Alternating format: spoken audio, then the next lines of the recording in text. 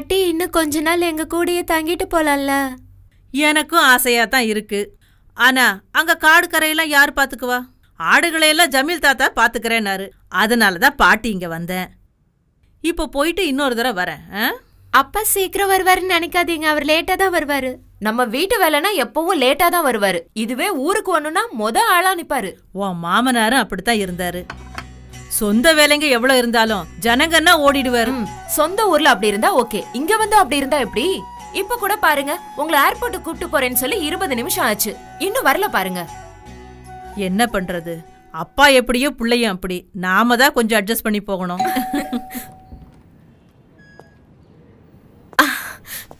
இந்த பெட்டியை கொஞ்சம் ஒழுங்கா கட்டு சலீம். நான் ட்ரை பண்ண, ஆனா வரல. 7 மணிக்கு தானே ஃப்ளைட்டு? ஆமா.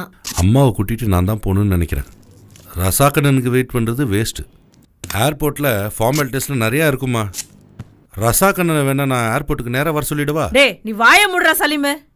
நான் என் புள்ள முகத்தை பார்க்காம இந்த வீட்ல இருந்து போகவே மாட்டேன். நல்லா சொன்ன போ. விமானம் இது இல்லைன்னா இன்னொன்னு இருக்கு. இப்போ நான் போலாமா? கோச்சிக்காத நண்பா. எல்லாத்தையும் எடுத்து வச்சிட்டேன் சலீம். உங்களை பார்க்காம மேலேருந்து கீழே இறங்க மாட்டேன்ட்டாங்க அம்மா. இதையும் உள்ள வாங்க. இவர் இப்படியே பண்ணிட்டு இருக்கிறதுனால பேக்கெட் மட்டும் தான் காலி ஆகுது அத்த. இதுவே வேற யாராவது இருந்தா சொத்து சேர்த்து வச்சிருப்பாங்க. வீடு வேலை ஆரம்பிச்சு எவ்வளவு நாள் ஆகுது? அடுத்த மழை வரதுக்குள்ள வீட்டு வேலையை முடிச்சிடலான்னு அப்பா சொன்னார் இல்ல? நீ வாய் மூடுடி. அவர் இதேதான் 8 வருஷமா சொல்றாரு, இன்னும் தளம் கூட போடல. எல்லாம் சரியாயிடும் மருமகளே. என் புள்ளைய சும்மா எப்ப பார்த்தாலும் திட்டிக்கிட்டே இருக்காது.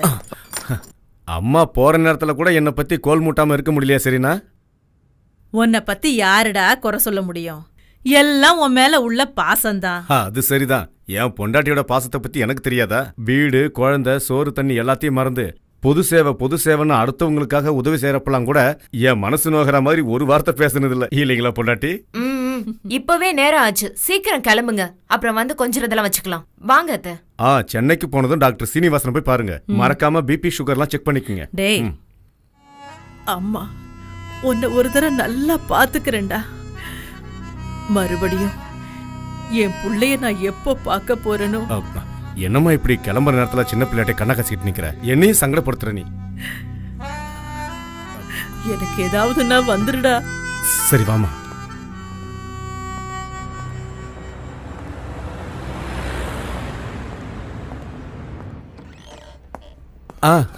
அஸ்ஸலாமு அலைக்கும் தம்பி.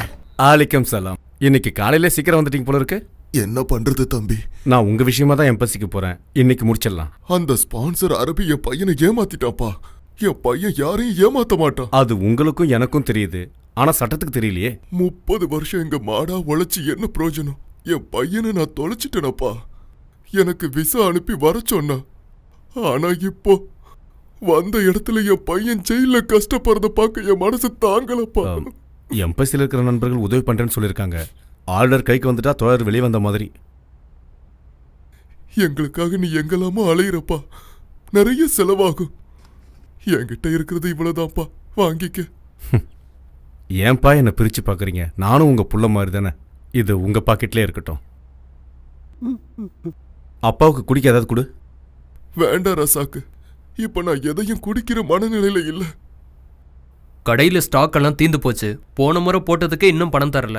தந்துடலாம். அந்த 100 ரியால் ரீசார்ஜ் கூப்பன் எடுங்க. கடையை நீ கண்டுக்காம இப்படி நடந்துக்கிறதெல்லாம் சரியில்லை ரசாக். தமாம்ல இருந்த கடையோட கதி தெரியும்ல, அது மாதிரி இதையும் மூட வேண்டியிருக்கும். பின்னாடி என்ன தப்பு சொல்லக்கூடாது. ஊர்ல இருக்கவங்களுக்கு உதவி செய்யணும்னாலும் இங்க கிடைச்சாதான் தானம் போட முடியும். இந்தா. அதெல்லாம் சரி பண்ணிக்கலாம். ஒரே கூப்பனா வேண்டாம், 250 எடுத்து கொடு. 2ஆவா? எதுக்கு? எப்படியும் சாயந்தரத்துக்குள்ள ஊர்க்காரங்களுக்கு பேசி தீர்த்துருவேன். 2ஆ இருந்தாலும் ஒண்ணுதான். 2000 உன் கணக்கு.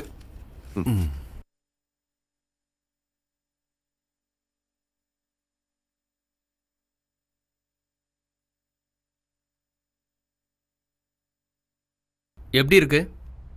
என்ன சார் சுவாரஸ்யமே இல்லாம எழுதி வச்சிருக்கீங்க? நான் சொன்ன ஒரு வார்த்தை கூட இல்ல. ஏதோ டிடெக்டிவ் நாவல் படிக்கிற மாதிரி இருக்கு. இங்க கொஞ்சம் உப்பு காரம் சேர்த்தா தானே சுவாரஸ்யமா இருக்கும். உண்மையான விஷயத்தை எழுதுனா பரிசு இங்க அடிதான். யதார்த்தத்தை இங்க ஒருத்தரும் விரும்புறதில்ல. நல்லா புரியுது. கதை கவிதை எழுதி தோத்து போனவங்க தான் வேற வழியே இல்லாம ஜேர்னலிஸ்ட் ஆகுறாங்க. உங்க யூகம் கற்பனை எல்லாம் ஏன் சார் இப்படி அப்பாவி மக்கள் மேல திணிக்க நினைக்கிறீங்களா? இதெல்லாம் சரியா?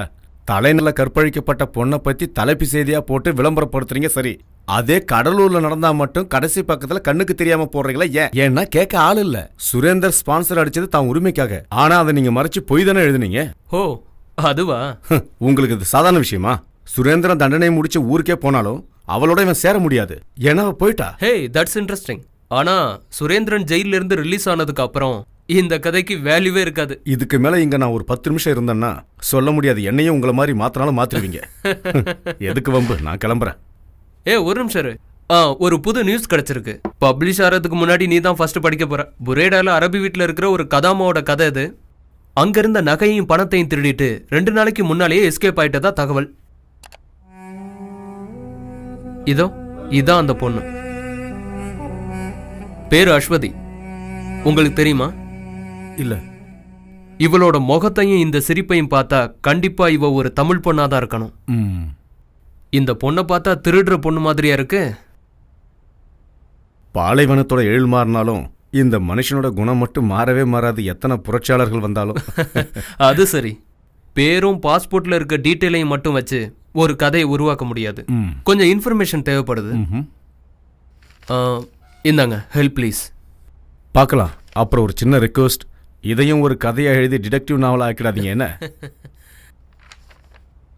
கதையில இல்லாத கதாபாத்திரங்கள் எல்லாம் நம்ம நாட்டில் நம்ம கூடவே வாழ்ந்துட்டு இருக்காங்க.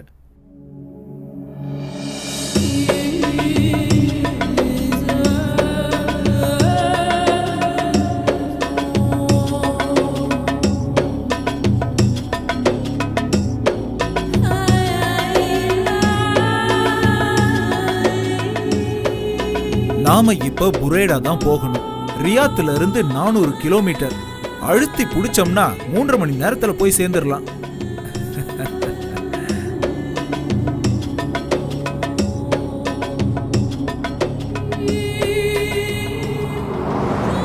தங்கச்சி, இந்த ஊரை நல்லா சுத்தி பாத்துக்கோமா.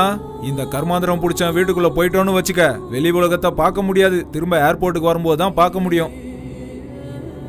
ரொம்ப பசியா இருக்காமா தங்கச்சி? முகம் வாடி இருக்கு. கொஞ்சம் பொறுத்துக்குமா, சீக்கிரம் போயிடலாம். பரவாயில்ல. வழியில எங்க ليش قرقر كثير؟ اسكت. سوق يمين يا حمار. يمين. கிழவனுக்கு கண்ணு சரியா தெரியாது. இருந்தாலும் லெஃப்ட் ரைட்டுன்னுவான். 10 வருஷத்துக்கு முன்னாடி இவன் கிட்ட வேலைக்கு சேர்ந்ததுல இருந்து இந்த கம்பில குத்து வாங்குறதே பொழப்பா போச்சு. வேலைக்கு சேர்ந்ததுல இருந்து வழிகாட்டுறதுக்காக இப்படி குத்த ஆரம்பிச்சான். இடது தோல்ல குத்துனா இடது பக்கம் போகணும், வலது தோல்ல குத்துனா வலது பக்கம் போகணும், தலையில குத்துனா நேரா. இப்ப எனக்கு வழியெல்லாம் தெரியும். இருந்தாலும் இந்த கிழவன் குத்த ஆரம்பிச்சவன் குத்திக்கிட்டே இருக்கான். இந்த புறம்போக்கு பேரு காலித் அகமத் பின் சையத் முகமது. இவனோட பையன் தான் நம்மளோட ஸ்பான்சர், நவாஃப் அகமத் பின் காலித் முகமது. அதுக்கப்புறம் இவனோட பொண்டாட்டி, ஸ்பான்சரோட பொண்டாட்டி, அவங்க பசங்க. இவங்க எல்லாருக்குமே ரொம்ப தங்கமான மனசு தங்கச்சி. அதத்தான் நீயே நேர்ல வந்து பார்த்து தெரிஞ்சுக்க போறிய. بس يا حمار انت ما تعلمها خلها بروحها تتعلم. நான் எதுவும் உன்கிட்ட சொல்ல வேணாமா, நீயே எல்லாத்தையும் நேர்ல பார்த்து தெரிஞ்சுப்பியா. بسرعه بسرعه يا حمار بسرعه. எனக்கு ஒரே ஒரு ஆசை இருக்கு தங்கச்சி. இந்த குருட்டு கிழவன வண்டி ஏத்தி கொண்டுட்டு சவுதி ஜெயில நிம்மதியா கால் மேல கால் போட்டு தூங்கணும்.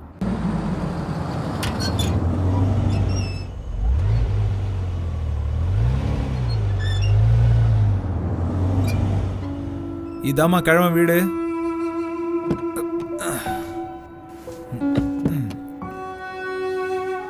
இறங்கி வாமா தங்கச்சி.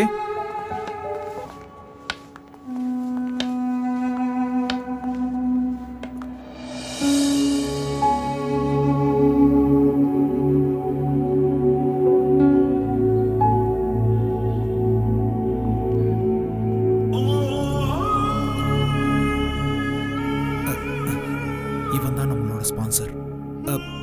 பாபா ஹாதே கதாமா.